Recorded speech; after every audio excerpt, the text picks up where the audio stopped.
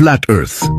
Marahil ay isa ka rin sa mga naguguluhan sa mga teoryang naglalabasan kung ano ba talaga ang hugis ng ating mundo at ano ang sinasabi ng Biblia patungkol dito.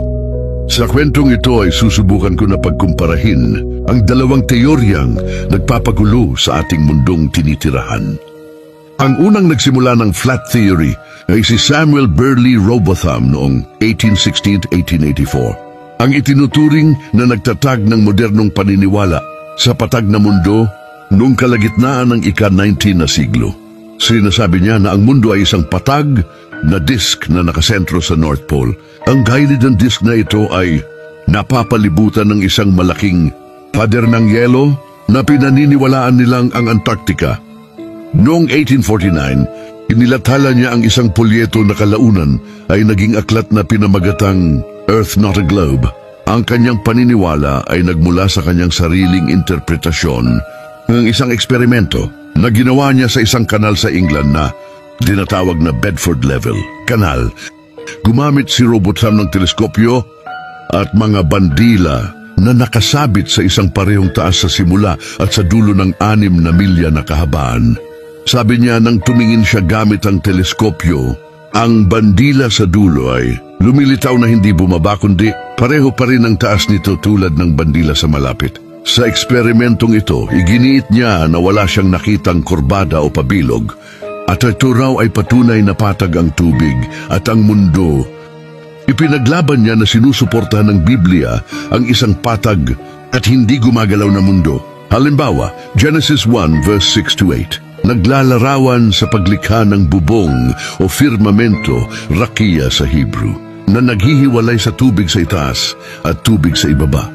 Ayon sa Flat Earthers, ang rakia ay isang solidong dambana o dome na nasa itaas ng patag na mundo kung saan nakadikit ang araw, buwan at mga bituin. At may iba pang mga talata tulad ng Revelation 7 verse 1, Isaiah 40 verse 22, at Job 26 verse 7.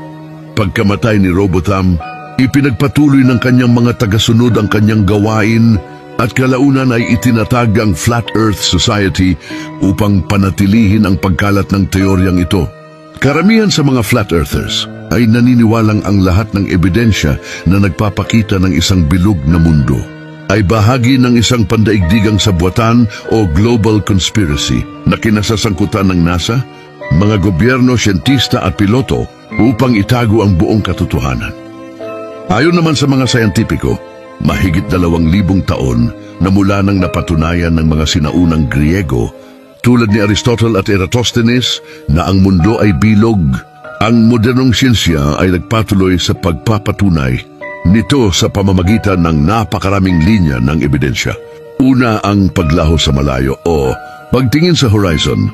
Kapag umakyat ka sa matataas na lugar at makikita mo ang barko at gumamit ka ng teleskopyo, ang barko ay unti-unting maglalaho sa iyong nakikita dahil ang kurbada ng mundo ay unti-unting nilalagpasan ng barko. Kung sa isang patag na mundo, dapat ay makikita mo ang lahat hanggang sa dulo. Mga larawan mula sa kalawakan, ang mga ahensya ng kalawakan tulad ng NASA, pati na rin ang mga pribadong kumpanya ay may libu-libong litrato at video ng mundo na malinaw na nagpapakita na ito ay bilog. Paghuhugis ng mga eclipse. Sa panahon ng lunar eclipse, ang anino ng mundo na tumatama sa buwan ay laging bilog. Ang tanging hugis na laging gumagawa ng bilog na anino sa anumang anggulo ay nagmula sa bilog. Ilan lamang ito sa maraming ebidensya ng mga sayantipiko at hindi sila gumagamit ng ebidensya mula sa Biblia. Para sa mga siyentista, ang kaalaman tungkol sa hugis ng mundo ay nakuha at napatunayan sa pamamagitan ng mga pamamaraang pangagham na nabanggit. Hindi ito umaasa sa anumang aklat, panrelihiyon o religious text para sa pagpapatunay. Ang sinasabi ng maraming Kristiyanong siyentista o theologians at mga eksperto sa teolohiya. Kaya, ang argumento ay hindi pinatunayan ng Biblia na bilog ang mundo, kundi ang pangunahing layunin ng Biblia ay espiritual at moral upang ituro ang relasyon ng tao sa Diyos at sa kapwa. Hindi ito isinulat para maging textbook sa cosmology. Bagamat walang nabanggit sa Biblia na literal na ang mundo ay bilog o flat, ang mahalaga ay kung gaano kabuo at pantay ang pagmamahal ng lumikha sa atin at hindi sa literal na hugis.